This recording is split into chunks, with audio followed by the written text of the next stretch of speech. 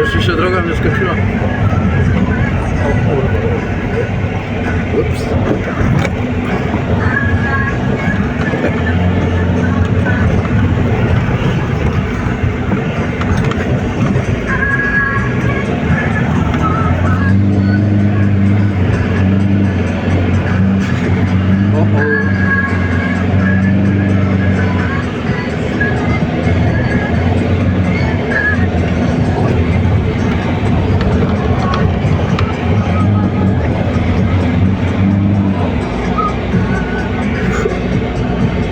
Tak tu nie wiem jak przejdzie, do tymi pojawów.